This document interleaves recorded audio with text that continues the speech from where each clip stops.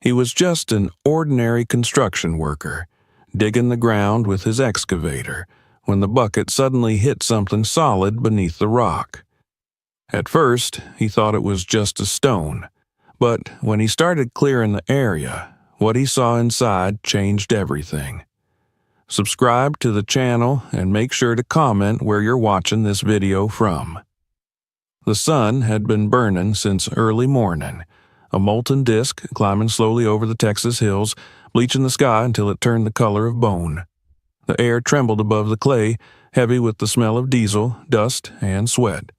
Machines rumbled along the slope where the new highway would cut through the red earth, a wide scar stretching for miles, lined with steel stakes, orange flags, and heaps of broken stone. Every sound carried far in that heat.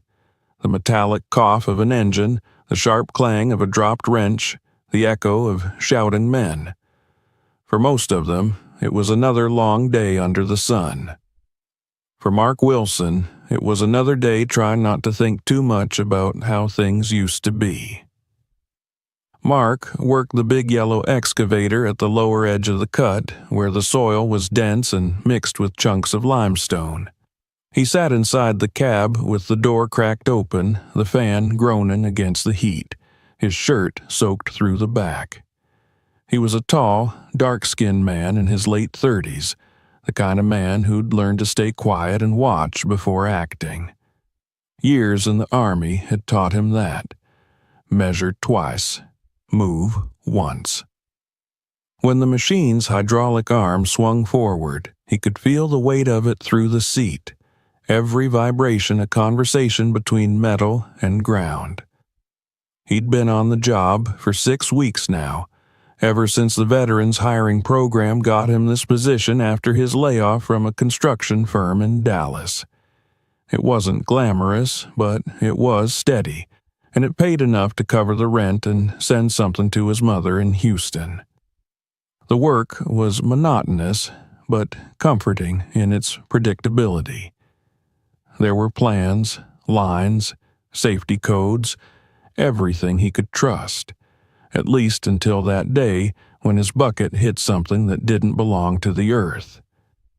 He was cutting along the survey line when the machine lurched. The bucket scraped against something solid, not rock, something that gave off a dull, hollow clang. He frowned, stopped the hydraulic arm, and eased the bucket back. The sound came again, unmistakably metallic. For a second, he thought it might be an old pipe, but the tone was wrong. Too deep, too uniform. He climbed out of the cab and waved at Dale, the foreman, to kill the other machines. "What you got?" Dale shouted, wiping his forehead with a rag as he came closer. Mark pointed toward the shallow trench. "Something under there. Doesn't sound natural." Dale squinted at it, shrugged, and jumped down into the pit. He kicked at the dirt, then knocked the heel of his boot against the exposed patch. The sound rang again, dull and steady. Hell, maybe a buried culvert or some old drain. Keep cutting. Careful, though. Let's see what it is. Mark climbed back into the cab and began to shave away the red clay inch by inch. The bucket brushed the layer clean until the outline began to emerge. A straight edge, then another, meeting at a right angle. It was too precise to be random.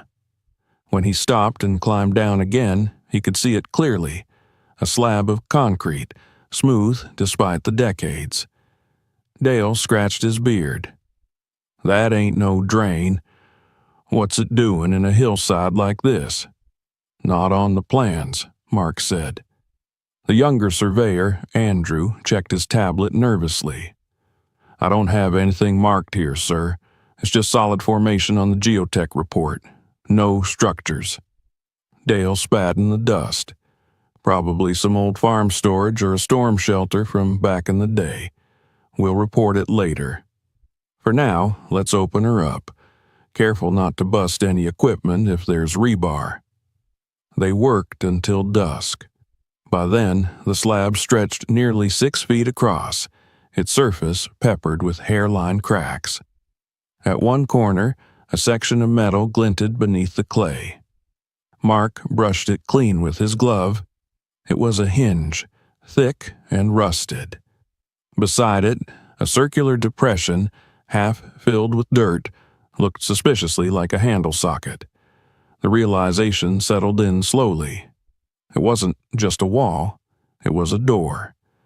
The rest of the crew gathered around, drawn by curiosity.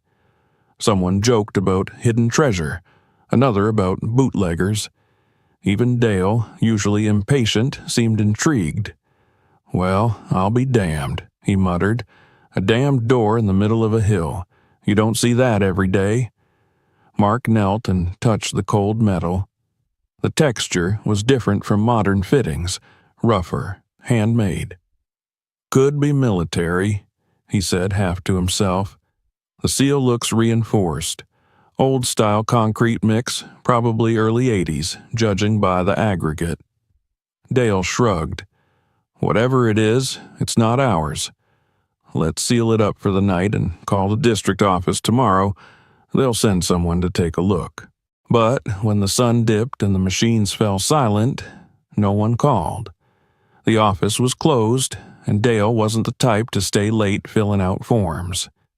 He told the crew to lock up the equipment and get some rest.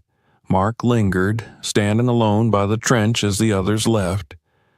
The light from the last truck headlights faded, leaving only the hum of insects and the faint metallic smell rising from the newly exposed slab.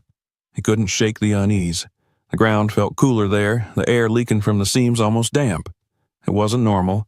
He dug through every kind of soil, every buried foundation, but this felt different, purposeful. As he packed his tools, he caught sight of the name stamped faintly into the concrete near the corner. Houston Materials, Inc., 1984. His stomach tightened. He knew that company. They'd supplied cement for half the county's government projects back then, including the dam built under the supervision of Mayor Richard C. Holloway, a name people in town still spoke with a mix of nostalgia and contempt.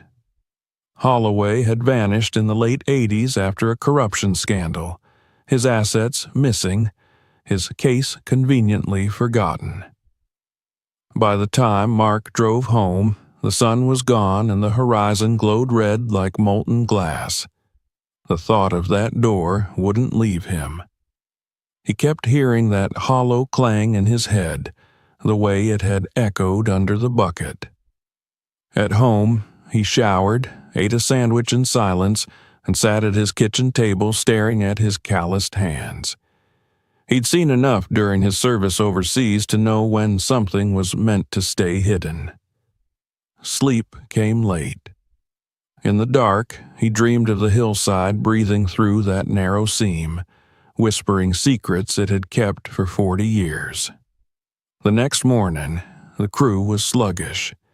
The heat came earlier, thicker.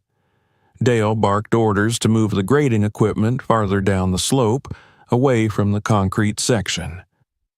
"We'll let the suits deal with that door when they bother showing up," he said.